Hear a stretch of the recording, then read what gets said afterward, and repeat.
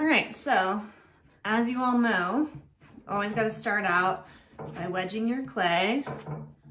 My clay is incredibly, 1, cold, 2, super hard. It's been sitting in my studio, which is basically outside. So remember to always give your clay some good wedging, making sure to kind of add water as you wedge it to kind of soften it up, smooth out any cracks, and just generally get that clay to a better, more workable kind of state. So remember, 10 times, tapping it into a cube in between each one. And then just adding a little bit of water kind of as you go so that you can hydrate the water into the clay. And then 10 times, you're pressing down, pulling it back towards yourself. Again, it's called the ram's head, right? Because it looks like a little ram's head. Okay. So for the teacup and saucer, what I want to kind of start with is just a pinch pot.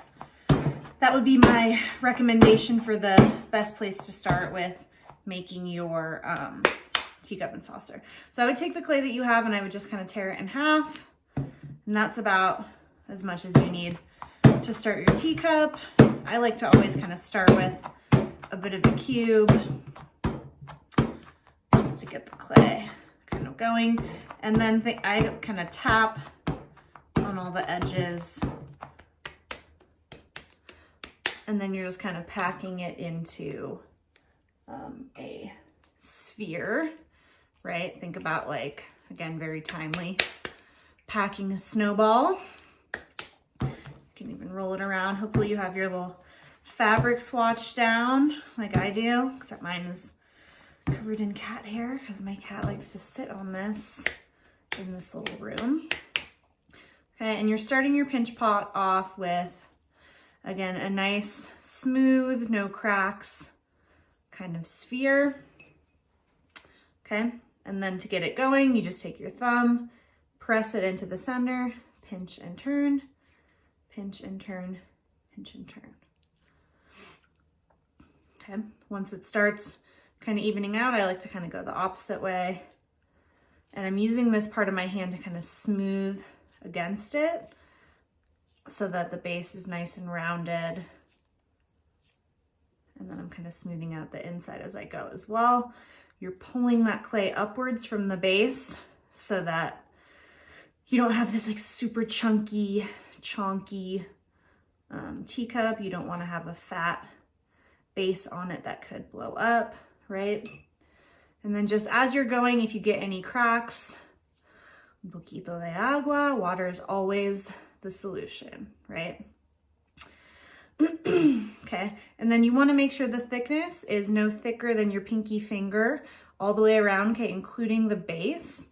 So just make sure that you're kind of redistributing some of that clay and trying to get the thickness to be consistent all the way around it. Once you kind of get that going, then obviously we do want this to sit flat, so I'm going to kind of just tap it a couple of times on the table so it can kind of get a little bit flatter.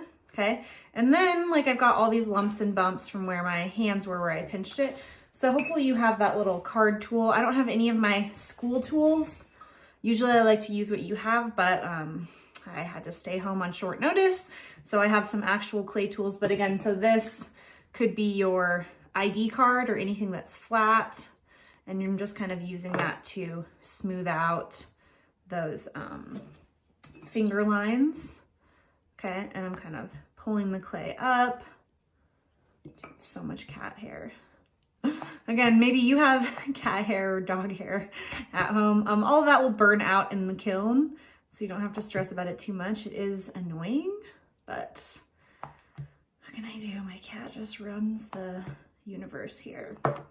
Okay, so I've kind of smoothed out some of those lines, to get it a little bit more even. Then I like to kind of smooth out the top as well, just to get a nice kind of lip on it that isn't, you know, too uneven. Think about if you're going to be drinking out of this, you know, how thick or thin do you want that lip of that teacup to be?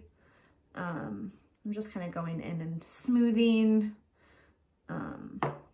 and just kind of perfecting that. So another thing to think about too is you really want to build this cup and saucer over a couple of days. So I'm gonna get this kind of set up and then I'm gonna leave it off to the side, just to kind of become a little bit more leather hard.